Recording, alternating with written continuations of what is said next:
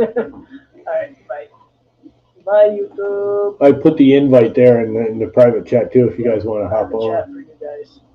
I'll be back. Alright. Thanks all. Appreciate it. We just invited him. Yeah.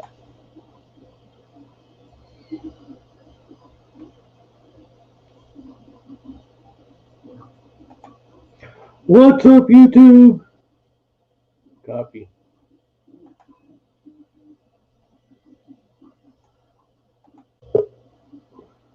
We have a basement Shane. Yeah, everybody's Zolan's going off to watch TV with the wife. So, I'm surprised Zolan was still here. He's usually off as well by 8 o'clock. yeah. So 8 o'clock my time, 7 o'clock his time. So. Yeah. I actually got a message back from Jim. So. Yeah, EduTech guy.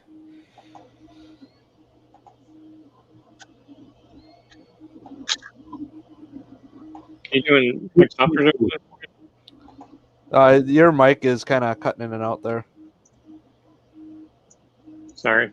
You doing software development for Jim? Yeah, I'm doing that. We were talking about it on Justin's stream. Something to do with Instagram. Yeah, it was an Instagram thing.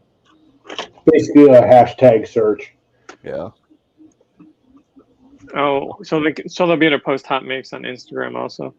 Yeah, because the tool that they use for Twitter, it used to do Instagram, but Instagram changed their API to piggyback off of Facebook's API, and nobody wants to deal with that garbage, so I decided to deal with that garbage. I like the way you put that. So I decided to deal with that garbage. Oh, that's funny. Yeah. Somebody's got to. Yeah. I mean, it's actually not too bad, and I can actually set up the program to pull the Twitter stuff too. Like I actually have most of that code already written. I mean, that's how I did the Instagram thing. I already had a database and everything kind of designed for it. So. Oh, so what is this, like an outside like app / script grow thing where he can just hit the button and it'll pull them all and he can just list them up? Yeah, the Instagram, you have to click a button to pull it, but the Twitter one, I can set it up to pull, just automatically pull. So yeah, I got to go through it with him tomorrow. I got to set up a time and everything. I'm hoping that he'll like message me back on that part of it because I don't know what time he wants to do that. He's been doing like overtime at work and all that stuff. So the way I message him is like, I'm pretty sure you're busier than a dog with two peckers. So I'm sure that's what's going on. Yep, that happens. Yeah. It's life. Yeah, he's a busy dude. I mean, he's got his normal work, his side work, and he does the YouTube stuff as well. So yeah.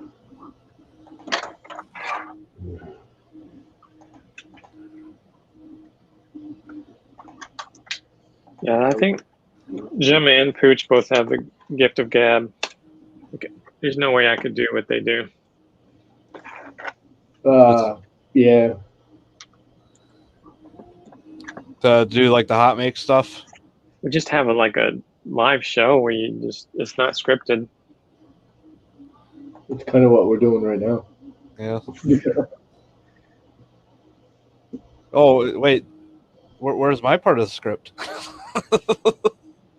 There is no script. Yeah. But they have their things to talk about and everything. So I think they kind of have like an outline of what they want to talk about at least. So yeah, they probably get on and talk to each other and say, "Hey, what's the subject of the week?" Yeah. Yeah. So the reason why I kind of pinged him today is like, well, Monday's coming up here pretty quick, and I don't think he's even looked at it. So people have been posting stuff there. So it happens. yeah. Oh, I gotta designed this thing for Enders, and I just don't want to deal with it because I don't have one, and it's a pain in the ass and wah. Yeah. Yeah, once I got past that API stuff, like getting that all set up, like the rest of the code was incredibly easy to set up. Was it well documented, the API? No. Well, the API itself, yes. Setting it up was not really documented. So that's kind of where the problems lied. I was also able to fix one of the problems for one of our clients at work. That kept getting we set up a Facebook login for them. So that's what they wanted. They wanted Facebook, Google, and some other login, like they were log in with Google or whatever. That's what they wanted, and Facebook kept deactivating for whatever reason. I finally figured out like the thing that it needed to stop doing that, so they didn't log it out or screw it up this week. So if we get through next week, that's smooth sailing. We need more pooch rants. I like me a good pooch rant. Yeah, he's pretty good at that. Pooch rant! Oh!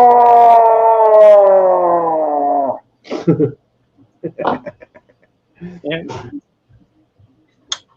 That made it on the show. That was pretty cool.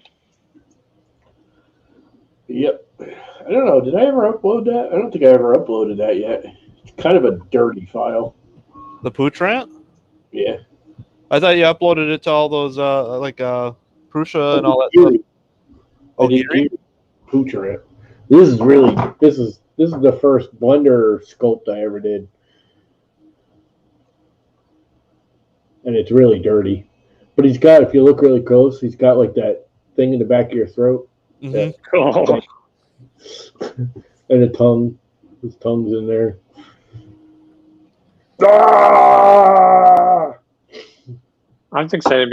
I've submitted quite a few things for Hot Mix, tagged quite a few things over the years, and I guess I really wasn't like, it can't just be cool. I guess it has to have a story behind it, which I finally figured out. So I kind of got lucky because Norman Chan, who's like one of the guys he's affiliated with Adam Savage from Mythbusters and stuff, with the whole tested community. He's got his own Twitter, and he's been doing a lot of 3D printing, and I follow him. And so he was doing some resin print of something, and all the supports failed immediately. And he was asking people on Twitter, should I let it keep going or not? And we're like, yeah, just let it go. And it ended up turning out really nice. So there was a story there, mm-hmm. which I hadn't realized, but I thought the end print looked great, so I tagged it Hot Mix. But since there was a story also, yeah, they actually put it on the show. One of my things ended up on the show. I still have yet to finish it because it ended up warping on me. But my 3D printed keyboard, like mechanical keyboard that I made it on there. And there's no story with that. It's like, hey, this is a cool thing I'm working on. Mechanical keyboard. That's all the story right there. Mm-hmm. The 3D printed keyboard. Yeah, I think it's cool. I mean, to have your stuff on there, but I was excited just to have something I submitted. It wasn't my work, but actually got something on the show that I tagged.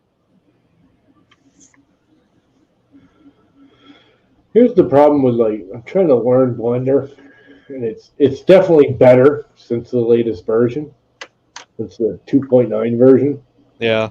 Even 2.8 was a major improvement before that, but there's still a lot of weird keystrokes, and they're updating it so fast. It's already at 2.92, and I've already downloaded like 2.91 and 2.915 and 2.917 and all of those, and they don't just tweak it; they change things every time. Yeah, that's one of the bad things about it. Stuff I'm trying to memorize changes. Yeah, the other thing too is it sucks for tutorials. So one of the things that I had a hard time for the longest time was following tutorials online on how to do things. Yeah. And, it's like, I got one thing that I created, that's going to be getting printed after all the other crap I got to print. But, just me getting to the point of doing that and then finding out that there's plugins for auto mirror and all that stuff. that stuff being just built in and like a button that you just click and it just works. Yeah. And I'm like That- going through like all these processes, like the old way of doing it, and not the newest version has it built in. So Yeah. That's nice. The other thing that's driving me nuts with the sculpting is like when you sculpt something and you want to do any kind of detail, like the dragon, the dragon head will be a model, and the horns will be a model, and the eyeballs will be a model. They're all separate parts of the same model, but they're their own models. And normally, any other sculpting software, you just go up in the menu and you click on that, and the list of models, and that gets selected. No, in Blender, you have to go out of sculpting, go into edit mode, select it, and then go back into sculpting, which is kind of obnoxious. yeah, thankfully, some of those key combinations are have stayed the same. There's certain things that have stayed the same, like the movement stuff. Yeah, I can just never remember. Yeah, There's there's just too a. I use shortcuts, but Blender is just too reliant on them. Yeah, it's more of like an industry thing. Like industry really beats having shortcuts and stuff. This guy Yeah, right here. All of them have standard mouse button thingies you can click while you learn. Yeah, the guy that I posted in private chat. I've been watching his videos. Like he does like these 10-minute things. So like so I'll just kind of sit there and kind of play around with it as he's doing it. Like I'll have it on one screen and I'll do a little bit along with it. And it's been helping me with the key combinations a little bit. Because, he kind of goes like, you do this and you do this. And he's like very, very, if I were to like watch his stuff and not be doing it along with him, like it would be very, very annoying because it's very repetitive. But when you go to just you got to watch this guy. He's mostly into sculpting. He does some basic modeling too. He's really good, but he actually is he does it for games and stuff. So he does mid to low poly stuff. But you just got to listen to him because you're going to start laughing the minute he opens his mouth. You're going to understand what I'm talking about, and you're going to start laughing because he sounds just like Bob Ross doing 3D modeling. I'm waiting for him to say, "Oh, the happy little vertex, you move over here," because he's very. He just has that tone. It's kind of. I definitely gotta check that out. He just has that. Not monotone, just very. Like a couple of times I put it on just to relax because the guy's voice is just. That kind of like Bob Ross, everything's happy. nice and calm and I don't want to say monotone because he's not monotone, but it's very like level and calming. What's up, TK? Hop in here. I left you a link. Come on, you English bastard. hello, TK. He is English, right? I honestly don't remember. I don't remember where most of these people live. He's got an English accent, but he could be from anywhere. Yeah, it's like Liam. You think he's overseas, but he's in Michigan. Yeah. Oh, and then like he is from Scotland. Geeky Faye. I mean, she's American, but she's in London. Yeah, she's actually from Michigan too. I'm actually kind of curious if they're a Youper or a troll. What you say? What do you say, Llama? He said he's Welsh. Big bold letters, in other words. Don't fucking call me English. I'm Welsh. Yeah. It's like you call Andrew English, and he goes, "No, I'm Irish." Damn it. Maybe we'll have to come on and explain the nuances. Yeah. Because I don't get it. It's like us. We're all Americans. We don't give a. Are you from Michigan? Who gives a crap? You're an American. Yeah. The only thing that's really stand out is like you get the heavy southern, areas of Texas seem to be that way, and then like this South Carolina and all of those Louisiana, they get those real thick southern accents. Midwest, they definitely have an accent, over like other parts of the country too. I mean, yeah, but that's still, but it's not. And I mean, even Texas, like Yeah. half the people I know from Texas don't have a Texan accent. Mhm. But then, If like, they're I was from the talking to city, the they guy at won't. Nashville, and his was like super thick. Yeah, like there's certain words like boat, like Yeah, like y'all it's, be going over here. it's like the word boat sounds much different here than it does like Right. towards East Coast or West Coast, and Well, most of those European countries are about the size of our states. mm-hmm. Yeah, You know, not like the East Coast states, like the little ones. Yeah. But all the other states. the little ones. Yeah, I'm in one of them little ones. I'm in the second smallest. Rhode Island is the smallest, and we're the second smallest. So I'm really surprised that they don't all speak the same language. Vermont, I can't remember which. And they're both 3 and 4. And then I think it's Maine. Is it Maine? Maine's actually pretty big, but it's still fairly small for a U.S. state. Yeah, it's very big in comparison to everything else that's around it, though. Yeah. Oh, there's that Welsh dude. Yeah. When it comes to being English and Welsh, it's Welsh is our history. Yeah, I Well, mean, Wales and England were at war for many a year. Same with Scotland and England. Everybody's been at war with England. England's just a bunch of snobby, freaking snooty snoots. We held out. We held out. You can come on and tell me to go screw off.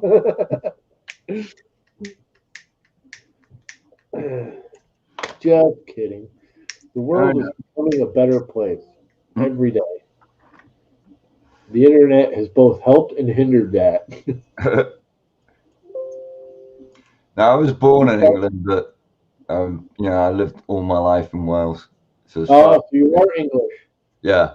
You are a snooty snoot. There's no such thing as a true English person either, if you think about it, because we were invaded by France, and we all spoke French for like a couple of centuries. Yeah, well, didn't England invade France and Spain a couple times too? So. Oh yeah, we own 3/4 of them. Mixed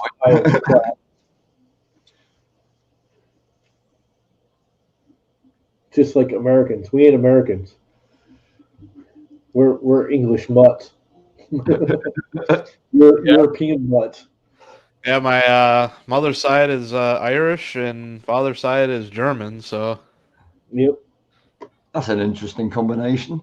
My father's side is mostly French, and my mother's side is all American mutt.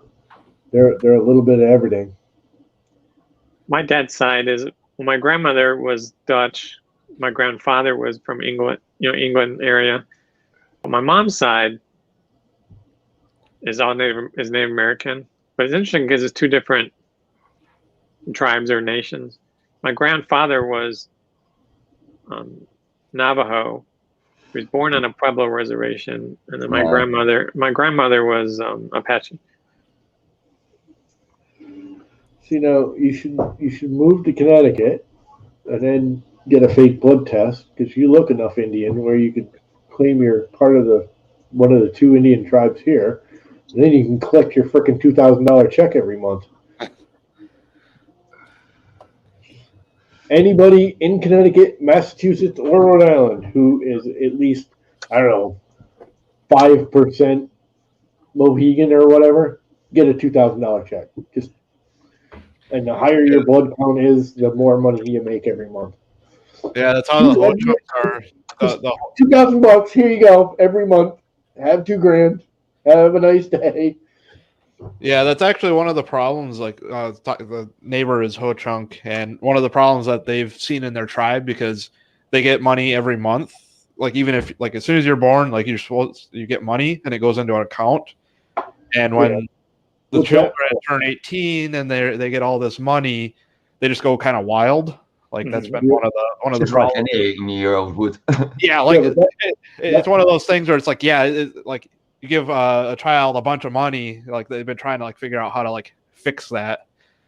Yeah, well, they can put it into whatever, but they're getting that because of federal funding, right? Not casinos. It's casino funded here. Oh, it is a casino thing? Yeah.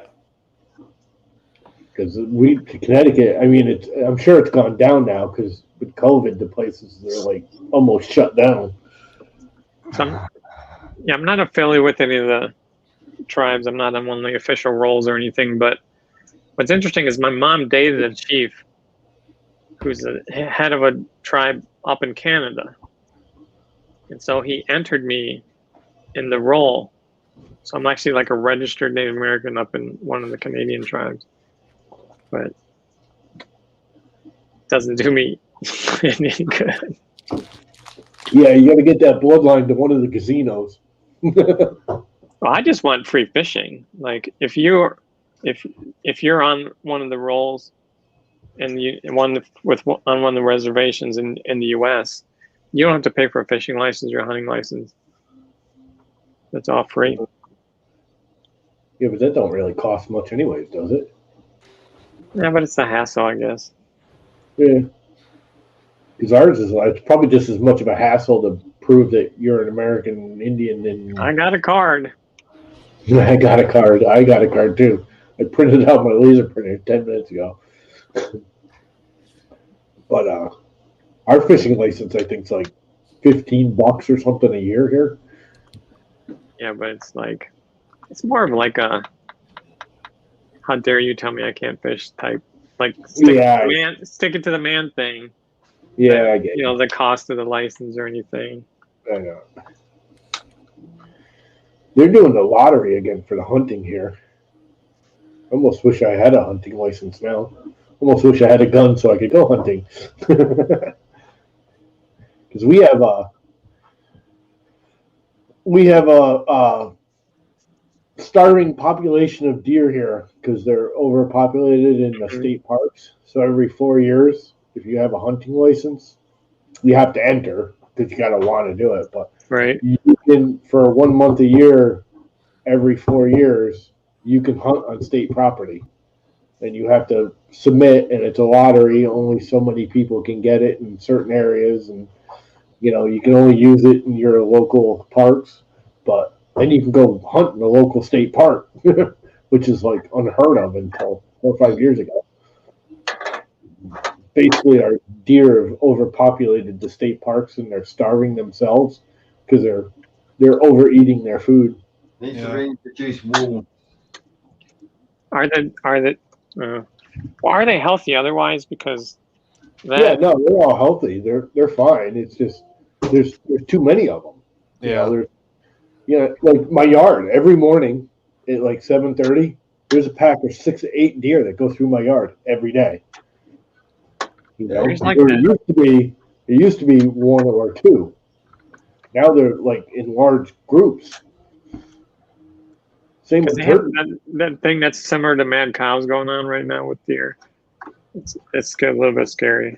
There is a pox thing in there for the deer that gives them like abscesses all over their skin and everything. Yeah, there's a wasting disease thing. That's kind of big around here right now.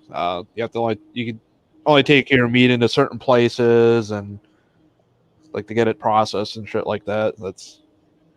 I haven't really followed it too much. I haven't been able to actually go hunting as much as I want to go. I'm not going to hunt on public land. That's just it. I mean, if you win the lottery on that thing, you're allowed to take like 4 or 5 deer out of it.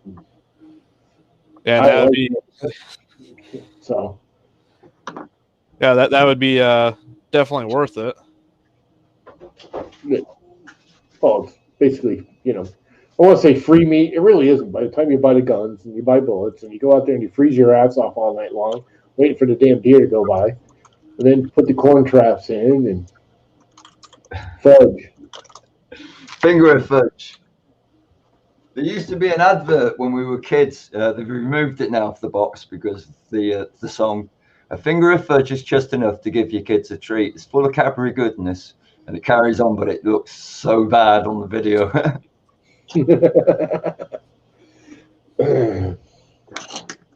Like a fudge packer. That thing is printing so beautifully considering I'm using a way oversized nozzle. So I absolutely love that freaking extruder, man.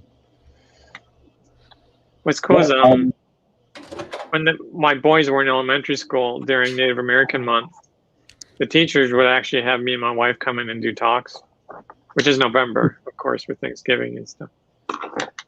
And so, Oh, look, yeah, I'm glad to come into your school and tell you how you freaking white people stole our land on Thanksgiving. and so Wow. Texas. what's interesting is, so for Nick's a few years older than Ethan. So when I went in and did Nick's class, and I told him the case about Mount Rushmore, that it really belongs to the Sioux, that it was promised to them in treaties, and then the United States violated the treaties and took it back. And so I laid out the whole, like, evidence, I think, you know, of and how the whole thing lay down. And then I asked them if we should give the Mount Rushmore back so they can do what they want with it. And when I did Nick's class, they were totally against it, right? The Mount Rushmore, it's ours, you can't touch it. But within a couple years, when Ethan was in it, the kids were all for it. Yeah, let's blow it up. Let's give it back to the Native Americans. Well, when you have Trump saying he wants to stick his face on it, I couldn't believe it when I thought that was a joke. And no, he really wanted to see if he could get his face stuffed on there as like some great president. I was like, I had no idea. Wait. Anyway, we won't get into politics. Isn't there a guy actually sculpting a Native American? Yeah, they're supposed to. There's two of them actually. They never got finished. But he's still working on it though, isn't he? No, it got canceled. It right. got defunded. It's like 3/4 done. It's supposed to be what's his name there? The great American Indian that's famous. I think they should finish it. White Fang or something. I can't remember who it is. Especially if it's pointing towards Rushmore. That would be just so funny. It's like 75 or 80% done. I mean, you can see who it is and everything. I can't remember the name of it. Geronimo or something. I don't know. My brother was there, like, I don't know, a year and a half, 2 years ago. He did the whole. He moved out. He was living in Rhode Island, and the Navy moved him to Colorado. Believe it or not, Colorado. Why is the Navy in Colorado? I never understood. There's like no ocean anywhere near Colorado, but the Navy has a base in Colorado. And he drove out with all his stuff. Cool. That's how my dad met my mom. Is he was in the Air Force, and there's an Air Force base in Clovis, New Mexico, and they would invite the local ladies. They'd have dances, right? And they'd invite the local ladies. My mom was one of those local ladies. Yeah, but I still don't get. I mean, I know why. It's the Marines have a base in Colorado, but it's still a naval base because he's not in the military. He works for him. He does. That's their big dental housing. They have like 200 pair dental office there. Did you draw those, TK? Only oil paintings that I've ever done. Pretty. Because the the fumes with the oil, it's like I was using them and knackering my lungs, so couldn't do any more. And acrylics just don't work. Got some Berglund would be rolling in his grave, whoever that is. Eh? I don't know. Something Ryan was saying. Well, I don't know if you guys know who Frank Frazetta is. He's one of my favorite fantasy illustrators. Back in the, he's been dead for a while now. But he, basically he developed hypothyroidism from the paint thinners and stuff, from his paints and stuff, and he was pretty debilitated from that. He ended up eventually dying from it, complications from that. Yeah, another rock formation that's falling apart. They want to put a fake old man in the mountain up on freaking Mount Washington or in Vermont on the mountain. I don't know if you ever seen the Old Man in the Mountain. It's like a famous thing going up the going up through the center of New Hampshire. There's a face in the middle of the Rock Mountain, and it fell off like 10 years ago. Just fell off the mountain. Hmm. And there, it's been in like history books, and people have been writing about it since before the nation even started, and now it's gone. And then they want to put a fake one up there. It's like it's kind of fake. So the Sioux actually sued the United States government to try to get Mount Rushmore back, and they actually won. But the judges presiding over the case, rather than turning over the property, decided that they should just be paid its value back in the back then from when they originally took it. So the United States government was ordered to pay like $10 million. That came out pretty damn good, huh? Oh, that is nice. Was that in Blender? No, I did this in Sculptris like 100 years ago. Oh, right.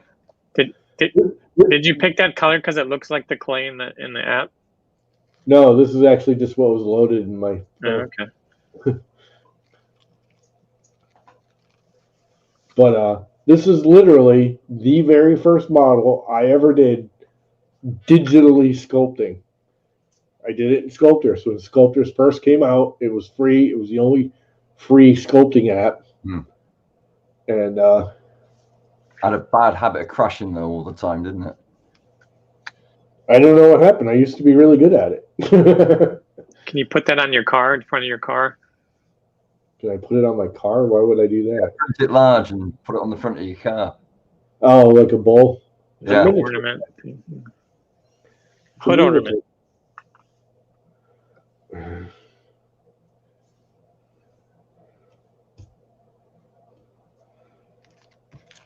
Or get started on a llama. I already have a llama. Yeah. I got llamas on my printer. Yeah, I was about to say when you got them on your printer. They go round and round and round with my printer. Okay. They're actually stuck on the motors. As the printer prints, the little llama heads go round and round and round, go, no, no, no, no. You never seen my little llama heads going around? Carl, that kills people. Yeah, just like that. If you look right here, it's hard to see it, but that's got little pumpkins on it. Those are little pumpkins that go around. That printer's so far away from the camera. It was a while before I figured out what kind of printer that was. What, that one? Yeah, until you mentioned what it was. It used to be an ANET, I don't know, E12 or something. Now it's the Pumpkin King because there ain't much left of the ANET. I think I asked you what kind it was. I thought it was a Prusa from the colors and stuff. No, that's a brighter orange than Prusa, but yeah, it's close.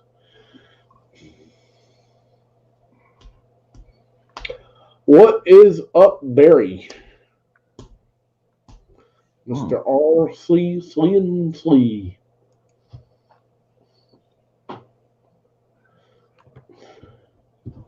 Barry is the master of making all my little printers go back and forth. Because both of them have his plates on them.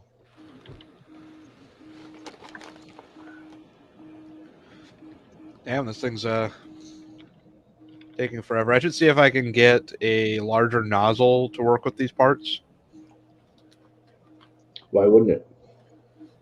I got to go through and make sure that there's no like thin walls or anything with them. There is a make thin wall setting in Idea Maker. You can actually take a 0.6 nozzle and do a 0.4 line with it if you set it right. It's hard and it's not clean. It doesn't do a clean line, but it will do it. That's the thing that Prusa Slicer has it too, but it's just not not what I want to do. I mean, I want to avoid it. It looks like crap. Then again, these are all functional parts, so. Oh yeah, you don't want to do that then. because then they could end up with weak walls. Why? What parts? Oh, is that for the printer? The feature creep. I don't see why. Most of the stuff that I've seen that he did is pretty. Oh. That makes everything kind of beefy. Yeah. Yeah, the one thing that I'm going to probably suggest to him is probably put some chamfers on some of this stuff. Just make it feel nicer when it come off the printer. I think he just did it quick and sloppy just Yeah. to make it functional. Yeah, these are very, very functional prints. There's a few things like I got to see how some of the stuff goes together first before suggesting it. But adding chamfers and stuff on the inside of this, on the outside, might make it a little bit stronger, and also save on material too, round the corners off and.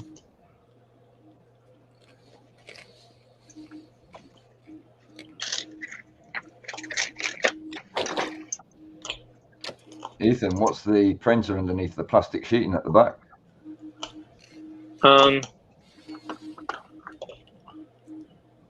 That's the first printer I ever had. My wife gave it to me for Christmas a few years ago. It's a Monoprice Maker Select V2. That was actually a halfway decent. That was like the Ender 3 of its day. It was pretty popular. And I used to be pretty involved in the community and made some mods and stuff and loved it. But then my brother graciously bought me a Prusa Mark III. And so I went from that to the Mark III. Actually, I take that back. The order is different. I bought myself a CR10 when it was on sale. So that was the only printer I bought until I just bought an Ender 3. So I had 3 printers, but I only paid for one. But now I paid for a second one. So I have 4 printers right now, but I'm going to get rid of the Monoprice when I get a resin. I'm going to find a new home for that. I almost feel like it should go in the garbage, though, because it doesn't have thermal runaway protection. It's a potential fire hazard. So you slap a $20 frickin' board into it and turn it on.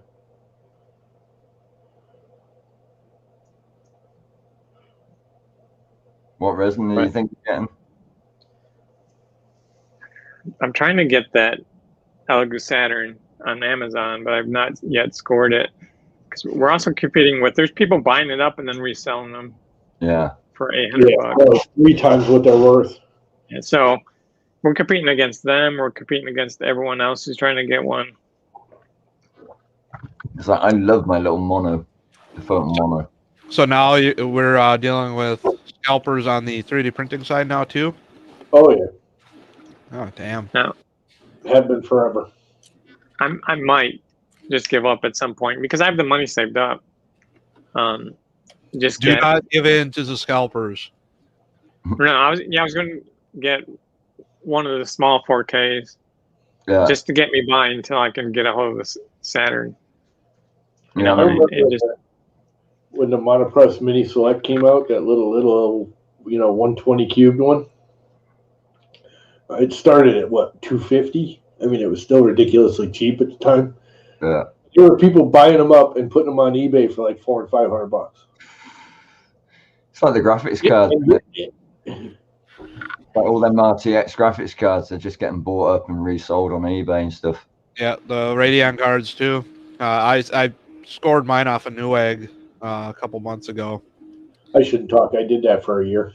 So, here's the thing. Back in the old days with the first iPod Mini, the first little one, it was, it looked like a gum pack, about that big.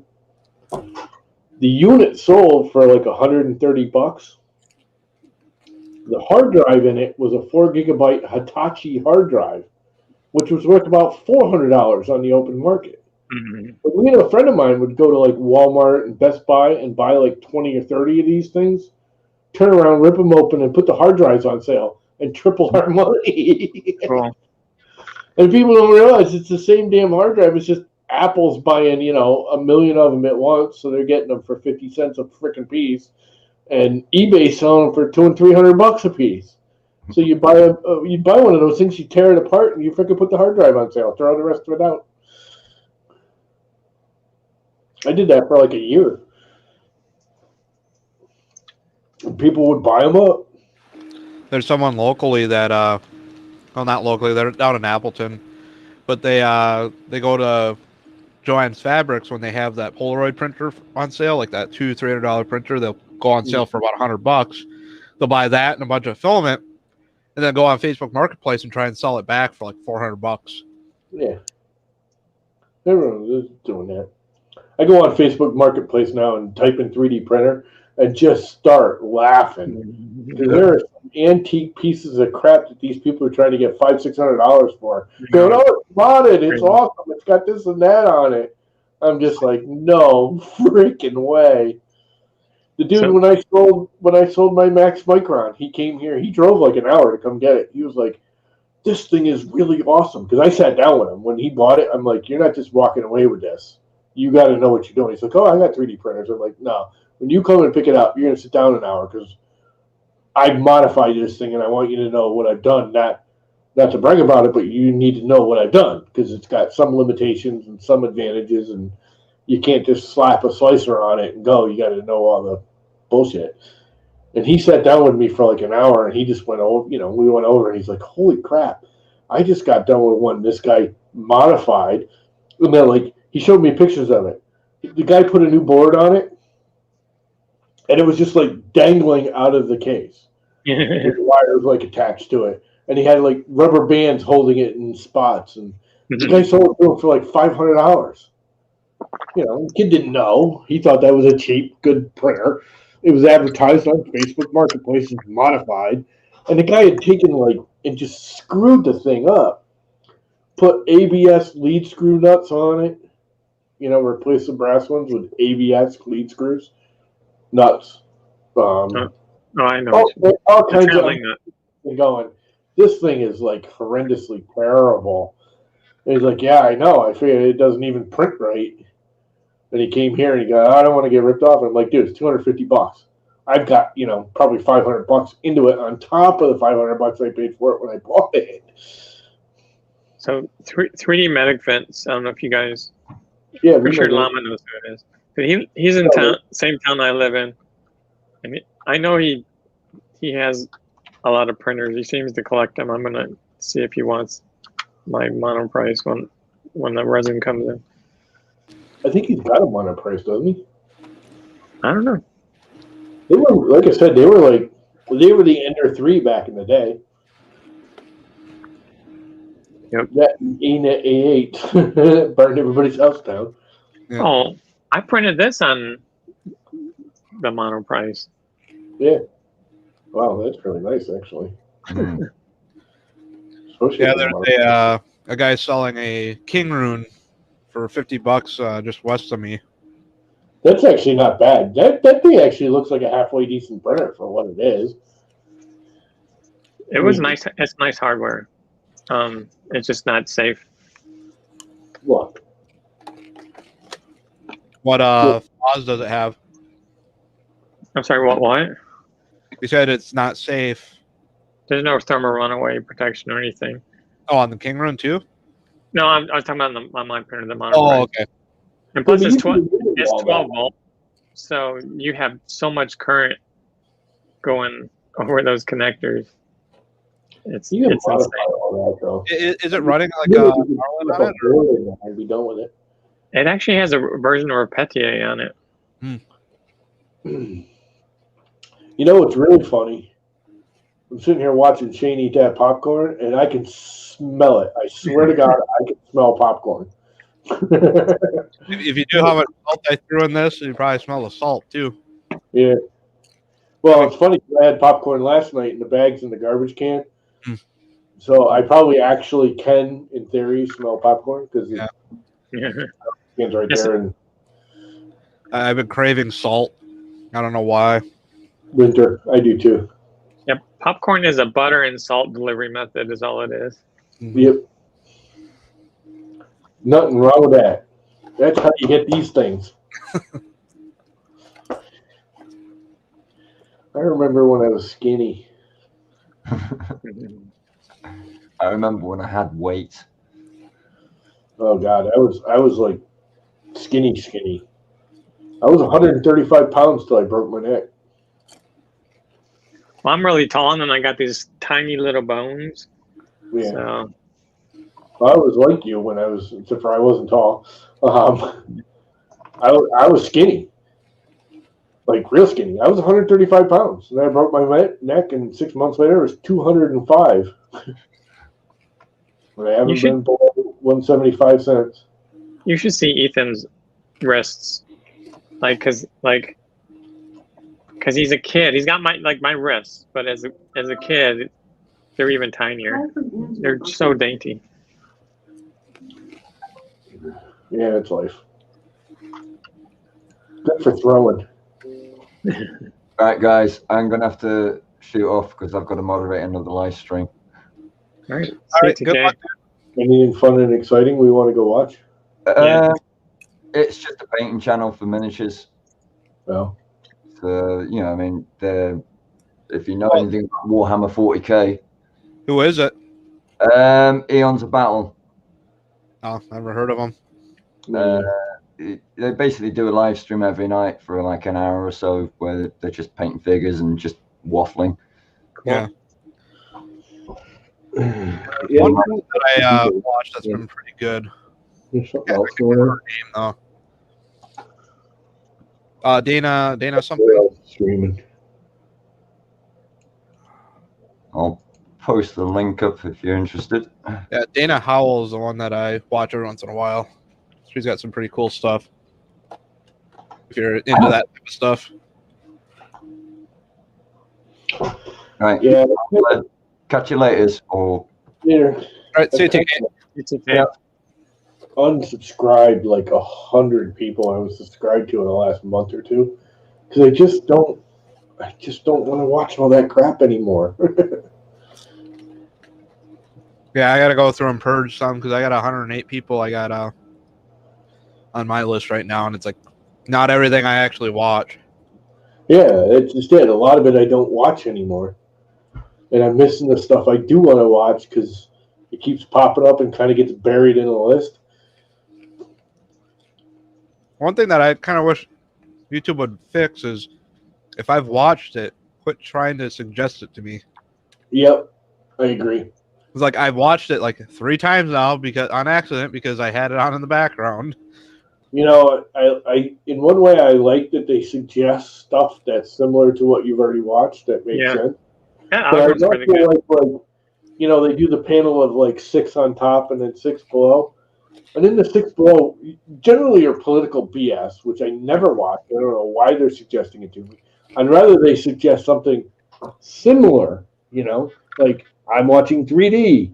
Well, that's a maker thing. Maybe you want to watch this dude with a lathe or with a CNC machine or, you know, Yeah, or that's- like I'll go on and watch like you know, like a video concert of some band or something. And all of a sudden, like the next week, all you're getting is music videos. You know, it's like I just watched the one. I don't want to see any more right now. yeah, like that's how I ended up coming across A-Bomb 79. YouTube to suggest my own videos. Yeah, it does that to me once in a while too. Not often, but every once in a while, I can just suggest them for my own videos. I like seeing the ones that suggested me to watch these replays of the streams. It's like, oh, I'm in that one. I'm right there. Yeah, you're showing me in it. Why would I want to watch it again? I already lived through it. I hate my own voice, so why would I want to watch it? Oh, your voice ain't bad. I've heard worse. Yeah. To me, it's like I know I have like some nose thing going on because Yeah, I have a That's little all bit too, but that's easily. because my face has been mushed too many times. growing up I had a lot of sinus problems like allergies and sinus infection, and not knowing that it was a sinus infection, so just kind of dealing with it. And You always thought it was a cold growing up. Yep. The little Minotaur came out really good, actually. Well, this garbage can, I just emptied it out today, and it's already full again. Yeah, well, you were cleaning today. So. Yeah. So, It's just surprising at how fast it filled. Like,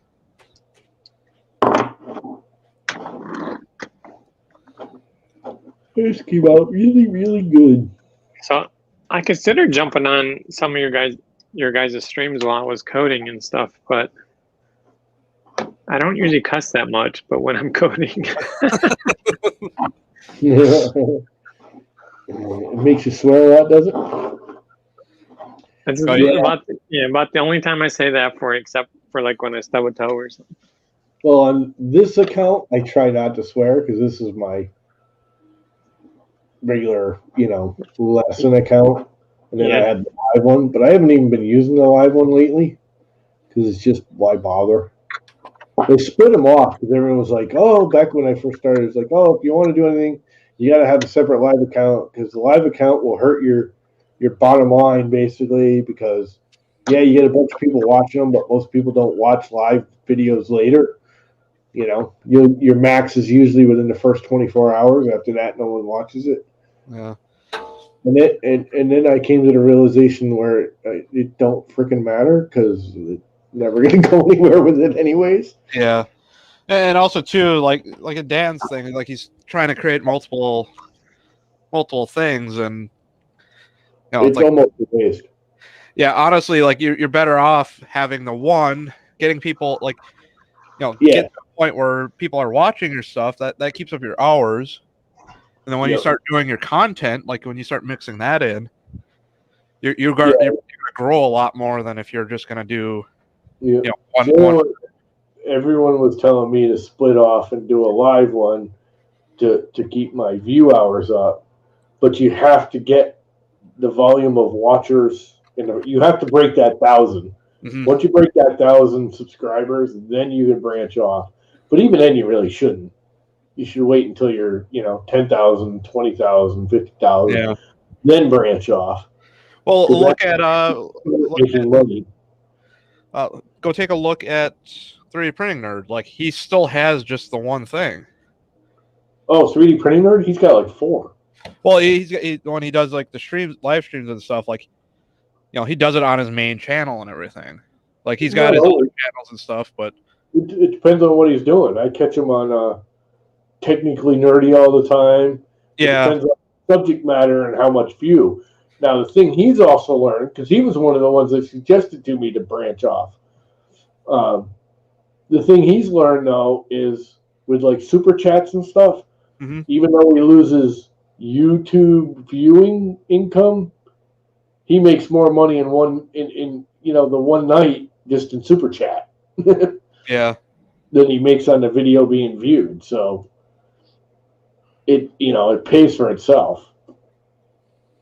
Where I'm not at the point where I can do super chat because I'm at, I don't know how many do I have for a subscription, like 500, not even 460, 470. I should do a 500 giveaway thing like Dan. I bet I could get over 500 if I did a giveaway. Oh wait, I don't have anything to give away. I need to hit that 1,000 mark. Yeah, Do videos again. On my The energy. CR10, I've got like 3 different knobs on it, and it's been annoying me. I should probably just print out some new knobs. What kind of knobs? Oh, for bed leveling? Yeah, bed loving knobs. Oh. I also got to do some maintenance on it too, so I should probably get those printed out, throw them on there. Screwing with the bed leveling knobs. What you say? I said, why do you even screw with the bed leveling knobs? Those should be touched once and never touched again. Yeah. Well, it does get knocked out of alignment and stuff as I mess with it, and it's in the worst spot. I bump it every time I walk past. So this is my path to go upstairs, and I bump it. Like if the bed is out, I bump it, and this corner here is always out of spec. So You shouldn't be doing that, but that's all right. yeah. Well, that's eventually going to go into the enclosure and everything, and then my rail core will go there.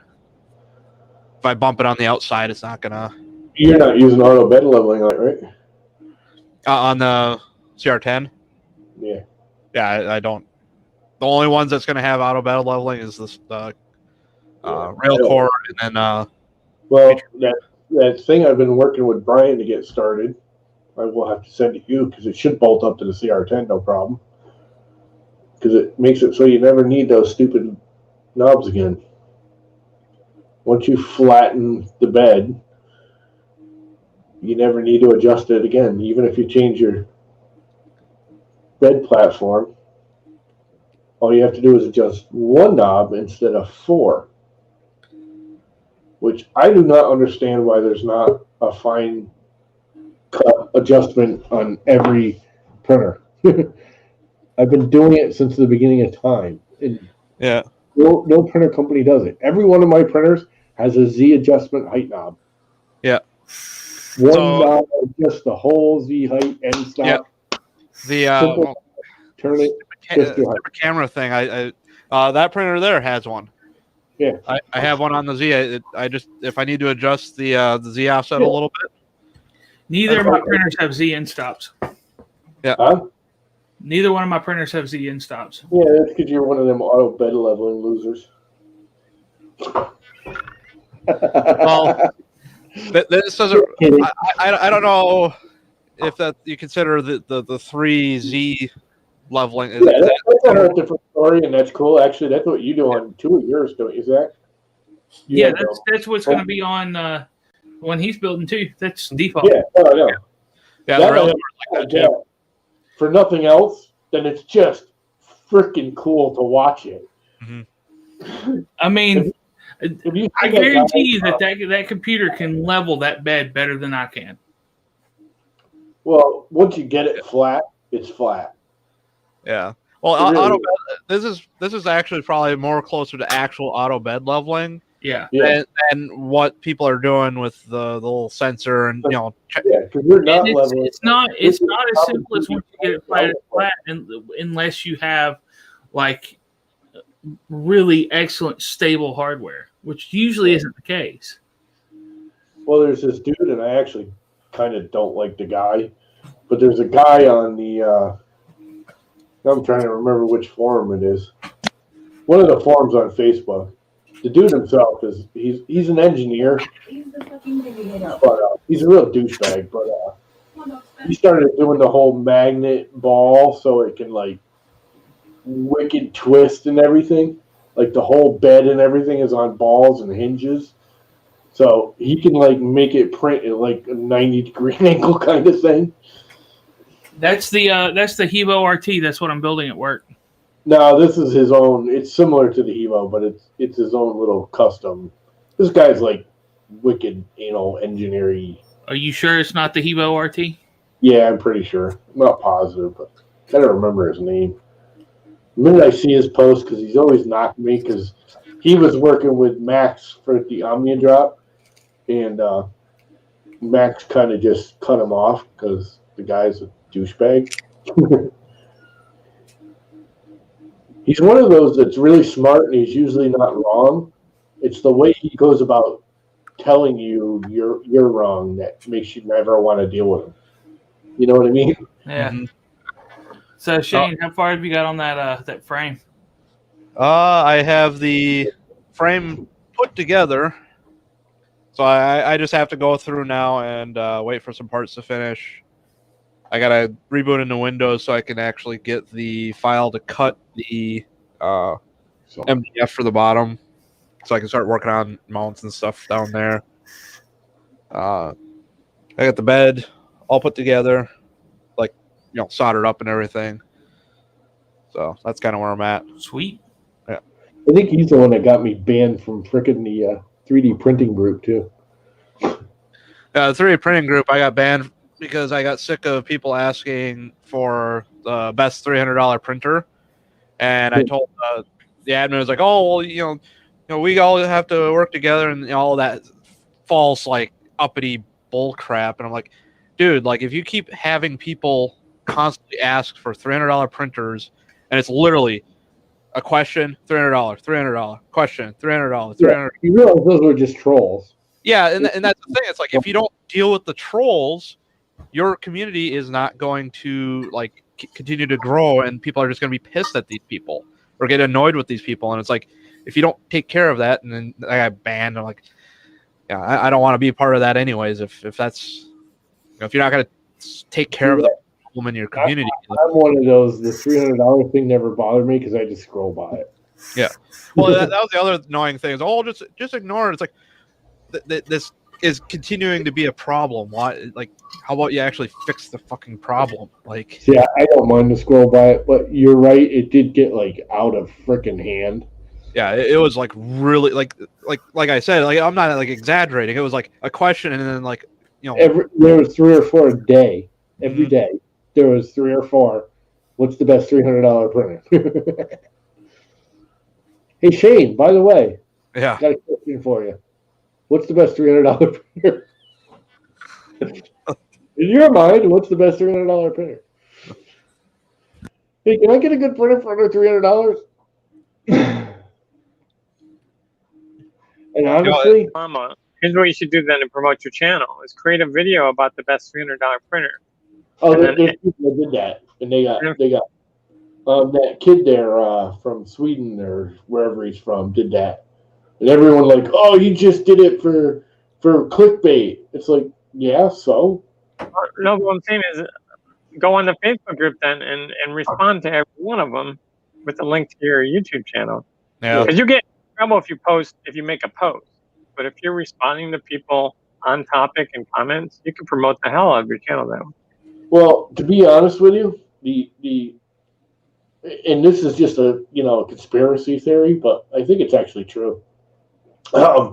If you'll notice, what's the best $300 printer started hitting right when the Ender 3 started hitting the market. Yeah. I would not be surprised if it was like Chinese people making accounts and going on there and going, what's the best $300 printer? So everyone would go, the Ender 3. The Ender 3.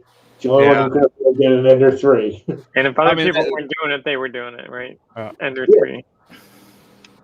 And honestly, that makes perfect sense. The Wumaos are a huge thing even today. So, yep. And think about it. It was right at that time. It started right at the same time the Ender 3 first came out. It is a decent printer, though, and it is in that price range. I got no problems with the Ender 3. For what it is, it's not a bad printer at all. I mean, it's actually. I'm actually shocked at how the CR10 is. Like, I thought that printer would have so many problems. And like I said, the only thing I actually ever did with this was replace a fan and put Marlin 2.0 on it. I haven't had like any other major issues with it. So like I'm actually like shocked. Yep. No, and I mean everything about them are decent. You have to hold that back up there. Did you print the whole nut this time? Yeah, I've got one installed on the printer, and these 2 are just waiting. Hold that up. I want to see it. They came out pretty freaking decent, huh? Yeah. So what material did you use?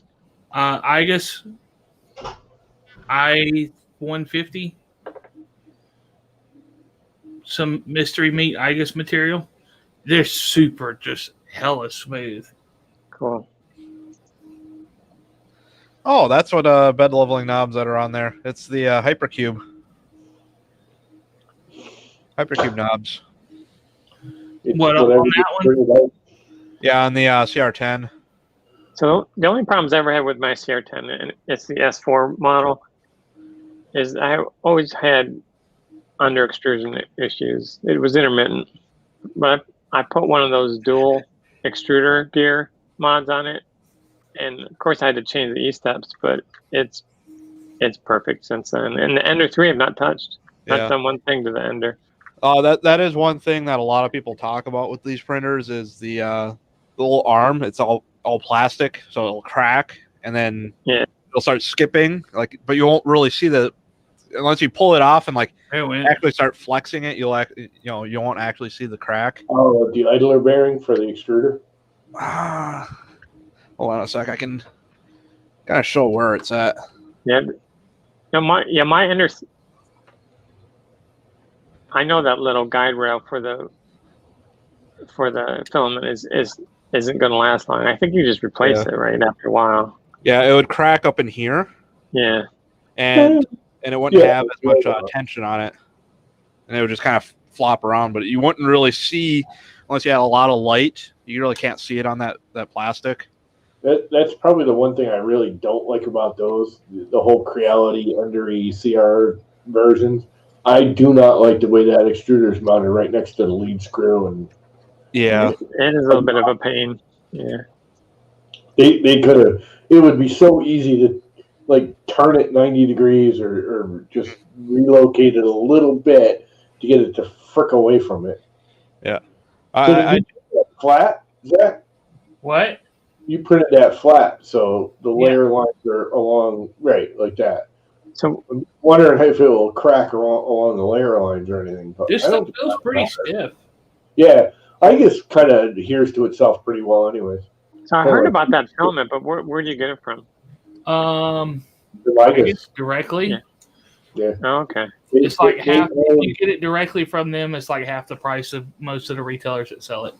All right. Yeah, and you can't get anything but IGUS because they own the patent on the material for the next 20 years or whatever. Cool. You can't even get the similar material supposedly, which I'm sure you still can. Well, I mean, the thing is, you don't know what it is because they don't say anything about the What it chemical composition. Oh, I'm sure there's some freaking engineering chemical dude that can reverse engineer it and figure it out. Oh, I'm sure, but that's not out there right now. Not that I've seen. I'm sure there's And they've some got a stuff on number there. of different filaments too. Some of Yeah, them they're you have to have like an actual like heated hot chamber to Yeah. print, like 120C chamber or something crazy. Well, they have like multiple hardnesses too, don't they? Yeah, different hardnesses, different frictions. Like this is a pretty moderate friction amount. Yeah. I have a feeling that's like a mix of nylon and polycarbonate is what it really is. Could be. Because that's the whole, the feel of it. That's what it feels like. Is like half nylon, half polycarbonate. This stuff feels like it kind of feels like hips almost. Yeah. It's almost rubbery feeling to a texture. No, not at all. Yeah, it was kind of not This is necessarily not. flexible, but it had that rubbery, plasticky, almost silicone-y feeling to the skin of it. I can't imprint it with my fingernail. Really. Yeah. So that's one of the harder ones. What I got was a fairly soft grade, I think. It's just not, got it doesn't feel very dense. Like this is almost fully solid. It feels like a very, very low density, but it's pretty stiff. I had a hard time printing it at first, too. Yeah, I can just barely mark it with a fingernail. They sent me a sample years ago. And when I say a sample, it was like a 200 millimeter or 200 gram roll. It was an actual miniature That's nice. roll. It wasn't like a sample coil like you think of when you say samples. Yeah, I can file it with a hand file really easy too. Can you? Try it. It looks pretty cool. Well, like I said, I got one on there now.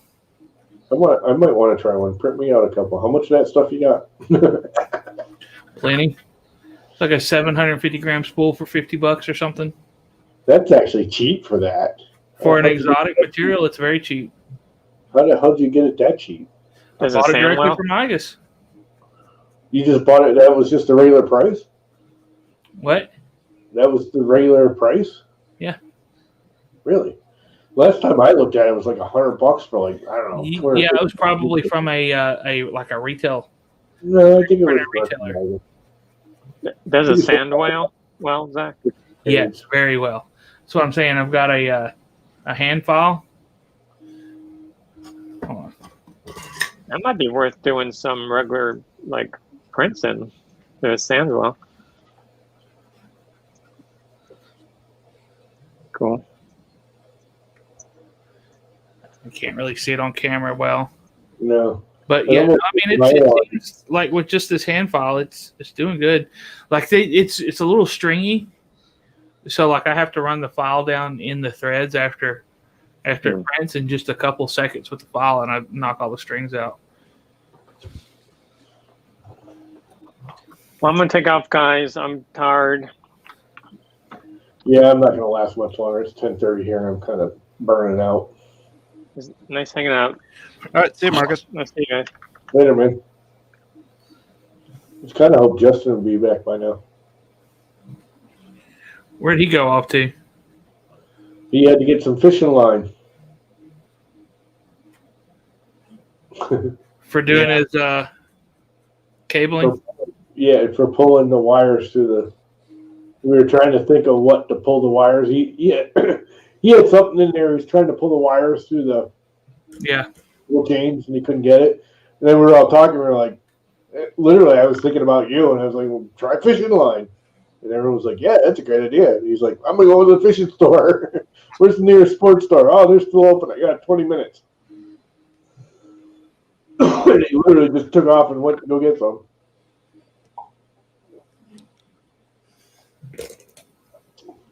But I do think that's the perfect pole line for that, is some fishing line. Actually, I think Zolan suggested it first. That's a good, I mean, it's strong. He's never going to break it. He'll break the printer before he breaks the fishing line. It's, it's semi-slippery. So it's the perfect stuff to pull wires with. I kind of want one of those nuts now. I want to redo a printer with them. You still have that IGUS filament? No, I got rid of that years ago. I gave it to someone. I don't even remember who now. I'm sure this is just as good as a Palm. Might last longer, might not last longer. Yeah. Well, I've actually got a Palm on that. It's already wearing out. It's loose. It's literally loose, which is weird. Yeah, see, that's the thing is there's no movement in this at all. Yeah, well, that's my thought, is that it's going to be smoother and it's not going to wear out. They start out pretty tight, but you have to wear it in a little bit. Yeah. Those may not even be real Palm. I got them off of Amazon for like $1.99 for the set. They may just be freaking, ABS for all I know. Yeah. They're probably not real Palm. Palm is Delrin. Right. And you can usually tell Delrin because it feels kind of slippery. Yep.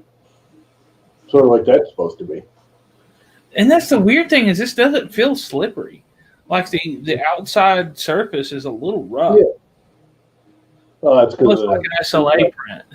If you were to injection mold it, it would be slippery. Oh yeah. It's just you're feeling the roughness of the actual print texture. Oh, that's So I got it to make IGUS bearings, and I found I didn't like the IGUS bearings at all. I played with it and played with them and played with them. I actually bought some, and I found they were slippery, but they had like stiction when you went to change directions. Like if it's going across and then it had to come back. When Yeah. it hit that spot and stopped and started going, it would like The thing with IGUS, Right. the IGUS linear bearings like that, the issue I see with those is that they require much, much, much more accurate squareness in the rods. If there's any kind of, and they have to be like, if you get the ones that aren't preloaded, you have to compress them.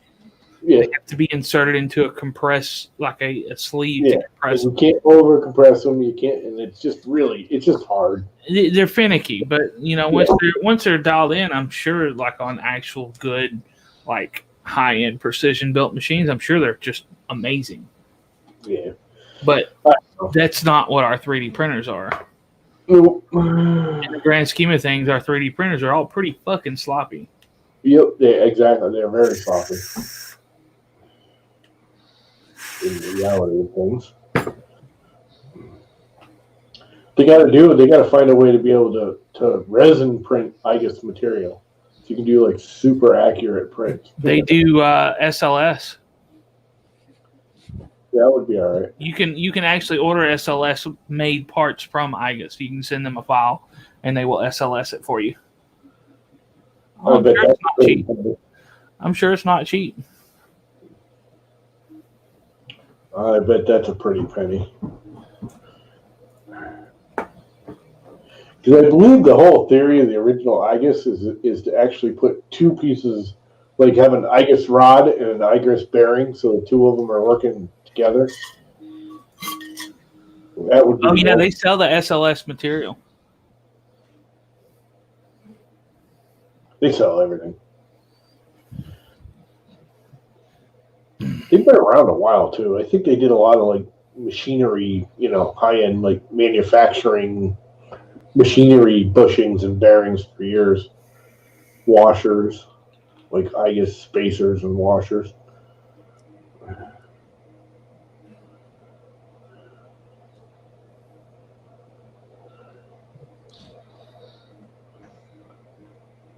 I don't know. I know they've been around a while. Yeah, price upon request. Yeah. Anytime they say that, it's above my wallet grade. The 3D printing filament they have. They're out of like Sweden or something, aren't they? Germany. In Germany. Of They've course, got 10 different it's compounds. out of Germany.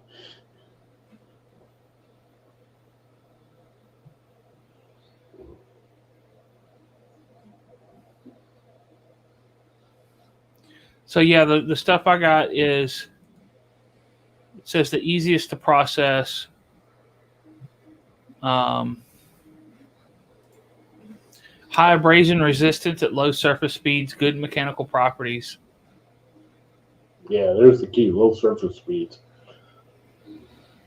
Which for the lead screws, that's what you're gonna have.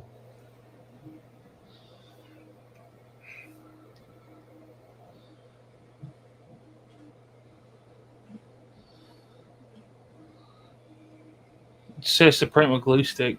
I don't know how the hell I missed that. Same way Shane couldn't figure out he had to freaking put his not this Shane Foga. I went to his for a while earlier today. He was trying to link his Thingiverse to Prusa printer. You can link it and it'll automatically load all your Thingiverse files into Prusa printers. And he's going through it and he's like, it won't work. And I'm like, dude, read the directions.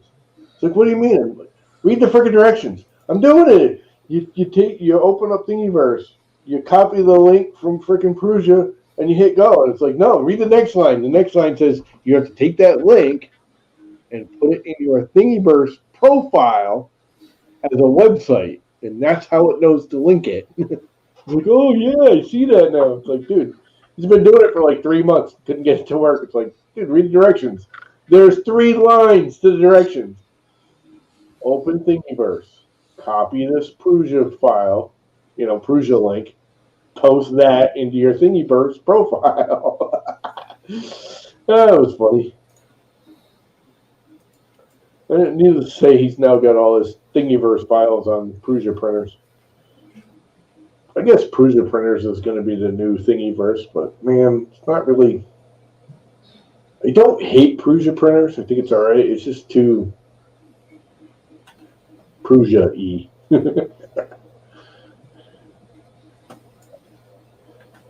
Yeah, I get what you're saying. It's just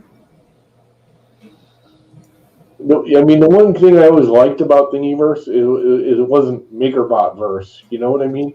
yeah. It was Thingiverse, and even though it said in the corner by MakerBot, it wasn't all about MakerBot. It was about anything and everything.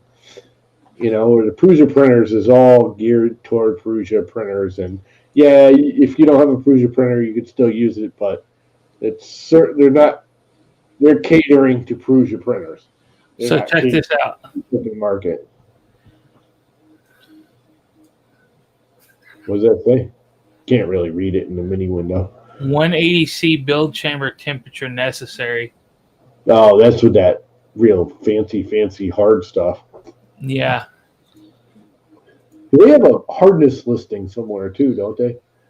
Like each version, like their actual item number is a different hardness. As the item number goes up, it's harder or something. Like they start at 150 is the softest, and their hardest is like 400. I don't know. Something along those lines. I don't Nozzle remember. temperature minimum is 340. Bed temperature minimum is 180. Well, you can do the 340. You got that mosquito. 58 degrees. What is that in your chamber? Yeah, 58C. What have you just been running that thing with the chamber freaking all night? Yeah, I've got prints going on in it. Oh, is there? I didn't know you were actually printing in there. Can't see it. It's got a glass door. It's just reflecting. Oh, there it is. This is the expensive stuff, the I-180. Yeah, whatever. Out of my price range. This is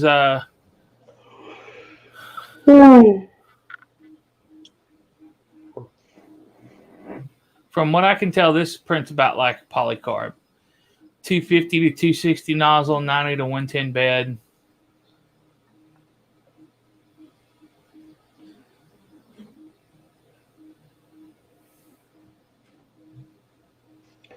I can turn this thing off now. All right, I don't know. It's not wanting to connect.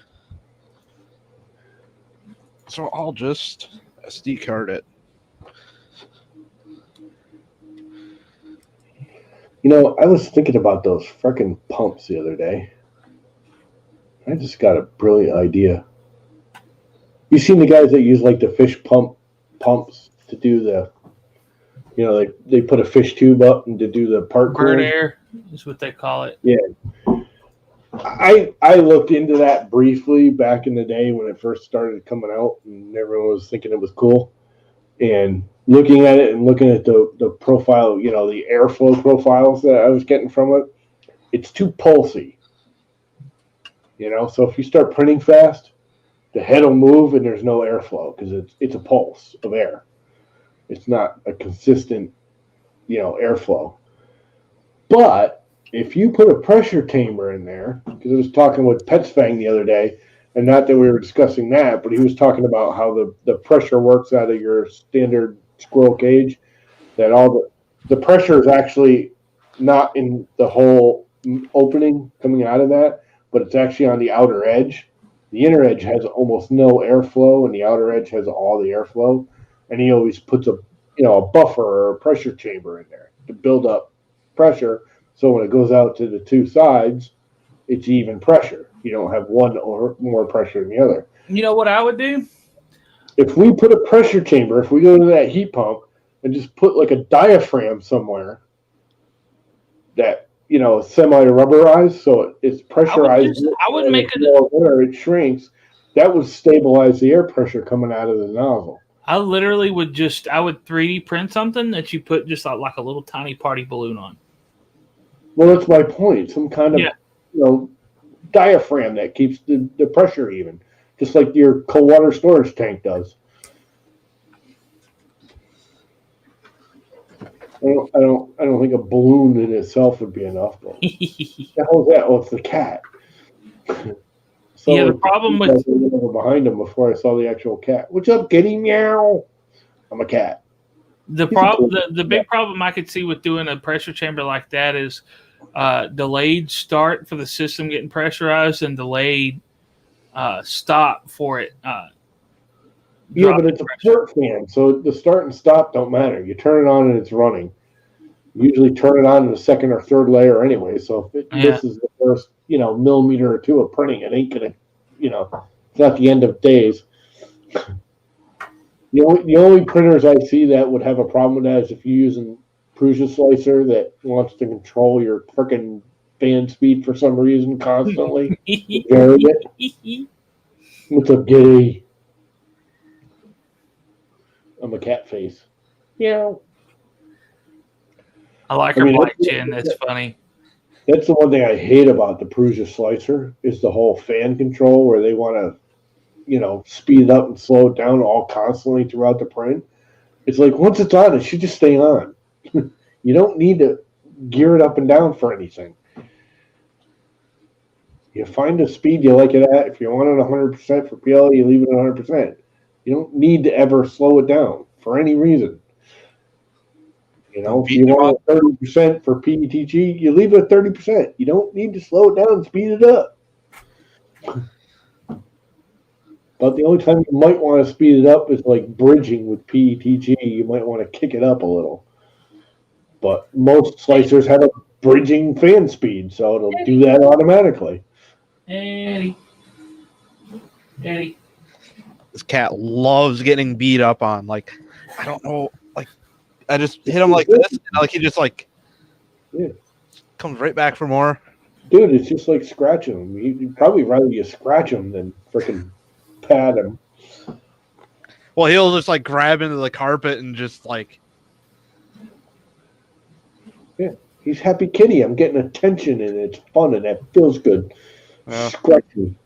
I imagine like he had some sort of injury to his like back legs, so I have a feeling that tapping, like I could scratch him and he doesn't do like the claw thing. So yeah, it's little cats. When you scratch them, they start kneading. mm-hmm. Well, come here. You know, that's all about. Other than they're happy. Yeah, a little smacking his head in your backpack. Yeah, he's a happy kitty. Oh, everybody's got a cat. Now Zach's got his cat and he's stroking the ears.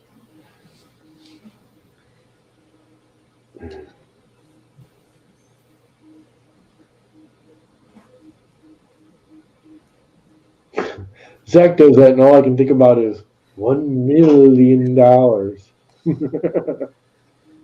don't know why. It really has nothing to do with it, other than it just seems like something he'd do in one of them movies. Yeah. Okay, now you gotta get both cats looking at the screen so they can see each other. Come here, Eddie. cat's wagging his tail so much he can't even sit down. Eddie, come here. You guys ever seen that video where they put the cat in front of the mirror and the cat starts fighting with itself? It's like beating itself up in the mirror. Like whack, whack, whack, whack, whack.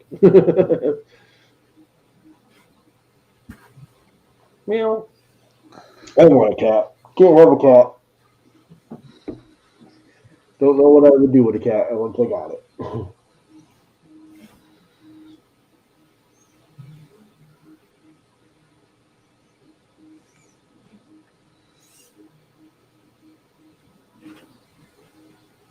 Happy little kitty.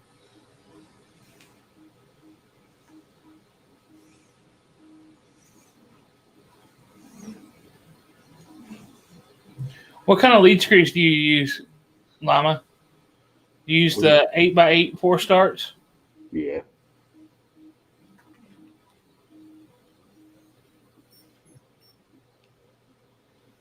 That's what those are, aren't they? Yeah, I don't think I would want to do a regular like 8x2 1 start. I have one of those. I have an 8x1 one start, I guess it is. It barely moves after it does like 100 revolutions. One of the ones that Check that out. Jason from LDO sent me. So I think this really high speed pushing and pulling on it is what's breaking it in.